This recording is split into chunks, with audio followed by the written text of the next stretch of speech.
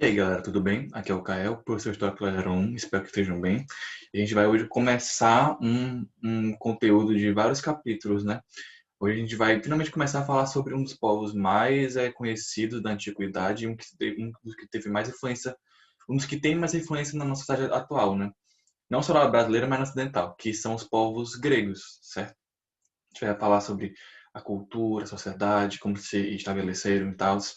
E é um povo que é um pouco mais complexo do que outros povos que a gente viu, pela quantidade de coisas e pelos, pelos conceitos e tal, mas também é uma parada que não é tipo horrível, não é uma parada complicada, assim. A gente vai conseguir falar e vai estudar juntos e vamos seguir o conteúdo, beleza? Espero que estejam bem, espero que estejam estudando e vamos começar? Deixa eu compartilhar aqui a tela. Bom, hoje a gente vai começar a falar das origens da Grécia Antiga, né? E para falar sobre origem, né, a gente tem que começar primeiro a falar sobre o que é isso, né? O que a gente está vendo, né?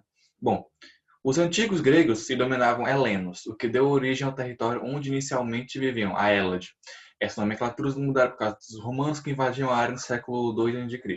Se referiu ao local e ao povo como Grécia e gregos, respectivamente.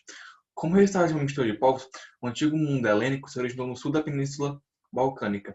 E além da influência de várias civilizações, como a dos egípcios, dos fenícios e dos cretenses, os gregos se formaram a partir da miscigenação étnica e cultural de quatro povos indo-europeus: aqueus, eólios, jônios e dórios. E essa denominação heleno se dá principalmente porque eles tinham uma mitologia, uma lenda que botava o Heleno como um cara chamado Heleno como sendo uma figura tipo quase de divindade para o povo grego, certo? E aí os helenos se consideravam descendentes dessa divindade e aí chamavam de helenos por consequência, certo? E povos indo-europeus são povos que são dentro da Europa, certo? Indo-europeus. Grande parte do território grego é formado por um território relevo montanhoso acidentado, com solo árido, o que significa que isso dificultava a comunicação terrestre de outros povos existentes, e além disso a terra não era tão propícia à agricultura, certo? Haviam territórios mais férteis, só que não eram muito comuns e não eram também tão férteis assim, certo?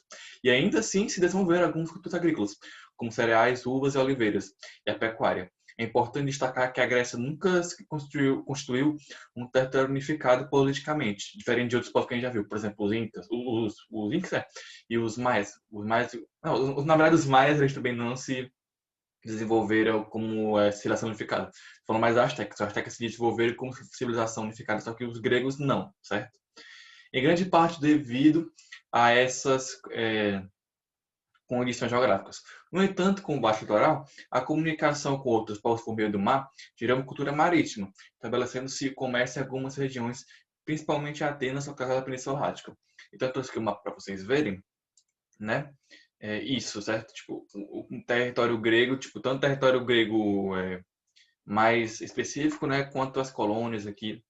Vocês podem ver que tem muitas ilhas no meio e o litoral é bastante vasto, ou seja, eles conseguem desenvolver uma cultura marítima, certo, maior, e isso vai se marcar muito na cultura deles, certo? Você pode ver aqui as diferentes cidades, que elas vão se organizar em estados e estados, né? Essa especificidade da cidade, eu vou falar isso mais para falar de Atenas e Esparta, né? Mas por agora é bom você entender isso, que não havia uma civilização grega unificada, e não havia um povo grego único, sabe? Tipo, as cidades tinham características comuns, mas cada cidade ela tinha suas especificidades, sua cultura e também sua forma de tipo, lidar com as coisas e tal, certo? É... E tem dois elementos bastante importantes para a gente falar sobre a formação da Grécia Antiga, né? O primeiro elemento é a gente falar sobre a ilha de Creta especificamente. Por quê? Bom, por volta do segundo milênio antes de Cristo, na ilha de Creta, formou-se a civilização cretense minoica. Devido à sua influência sobre os gregos, esse povo está bem ligado às origens da Grécia Antiga. Os cretenses formavam uma talassocracia, ou seja, o governo dos mares, no caso, onde o poder vinha daqueles que tinham a supremacia marítima, ou seja, quem era dono dos barcos, quem sabia navegar, quem tinha os mapas de navegação, isso tudo, certo? Ele dividiu a cidade em várias camadas sociais.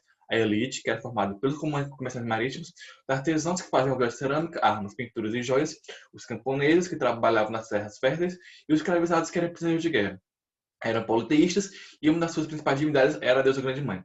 No século XVIII a.C., a cidade foi destruída por um grande terremoto, de acordo com as pesquisas arqueológicas. E no século XV a.C., os aqueus chegaram à região da ilha de Creta e ao sul da Grécia continental. A união dos aqueus com antigos cretenses deu origem à civilização creto-micênica.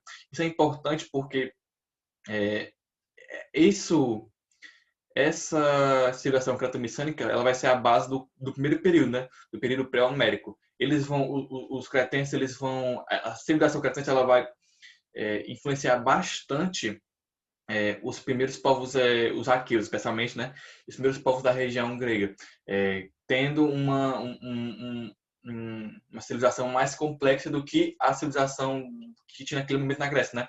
Quem estava na Grécia, né? Os aqueus, por exemplo, e os outros, né? Como os Eolos e os Jônios, eles eram um povo muito camponês, um povo bastante simples, certo? Um povo bastante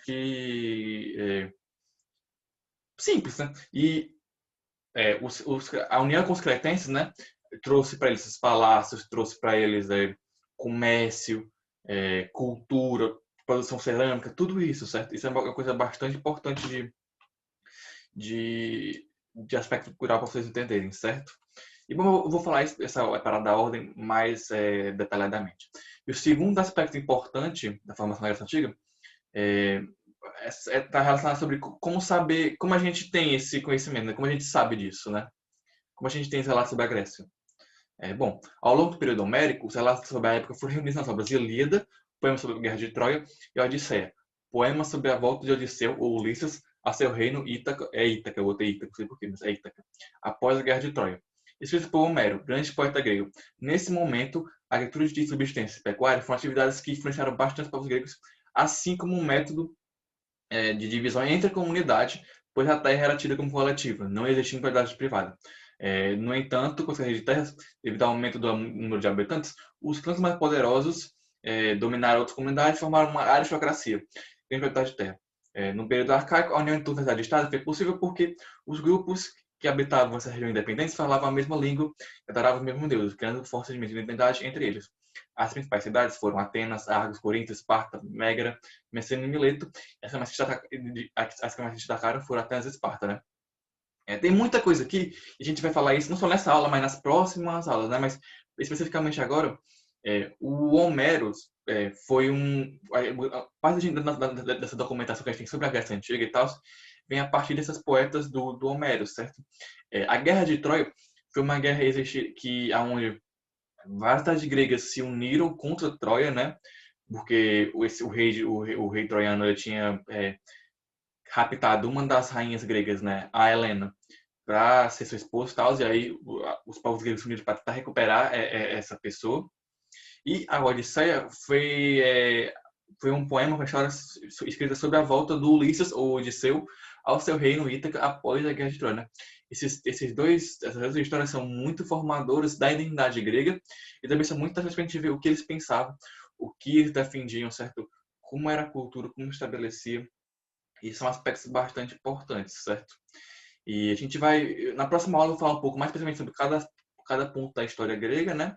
A gente vai falar um pouco também sobre a polis e algumas características da Grécia que ficam ainda hoje, beleza? E até lá!